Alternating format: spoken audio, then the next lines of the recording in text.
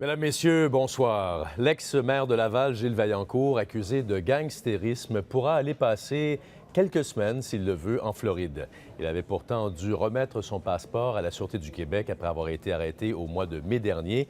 On va en discuter à l'instant avec Isabelle Richer. Isabelle, Gilles Vaillancourt s'est adressé au tribunal et le juge a dit oui à sa demande. C'est vrai, et c'est parce qu'il est présumé innocent, Christian. C'est vrai qu'il fait face à des accusations très graves, gangstérisme, on l'a dit, fraude, corruption, mais il n'est pas condamné, il n'a pas subi son procès encore. Et bien que la couronne soupçonne qu'il était vraiment la tête dirigeante de toute cette affaire, bien, il n'a pas encore subi son procès. Et en plus, on ne le considère pas comme étant quelqu'un de dangereux. Les crimes de fraude, c'est pas comme des crimes contre la personne, donc il va pouvoir voyager, mais on décide d'encadrer cette demande-là, c'est-à-dire qu'il pourra partir seulement 2 semaines, soit en mars, soit en avril.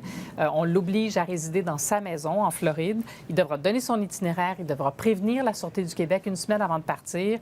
Mais évidemment, c'est pas dit que les États-Unis vont l'accepter parce qu'ils ont le privilège, eux, d'accueillir qui ils veulent sur leur territoire. On verra bien. On peut écouter le porte-parole du directeur des poursuites criminelles et pénales.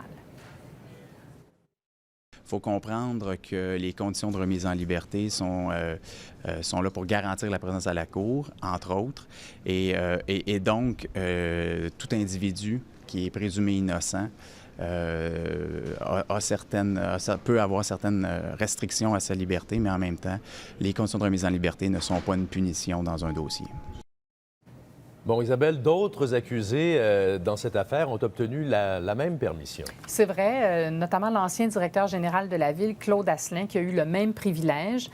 Et puis, c'est déjà arrivé dans d'autres dossiers. Ça arrive régulièrement qu'on permette à des accusés là, de quitter le pays. Évidemment, les autorités essaient de s'assurer qu'ils ont des liens assez forts ici, des attaches pour s'assurer qu'ils vont revenir. C'est arrivé aussi à Michael Applebaum, qui avait prévu un voyage avant d'être arrêté. Il avait réussi à récupérer son passeport, mais il avait annulé son voyage. Alors, ça arrive dans certains cas.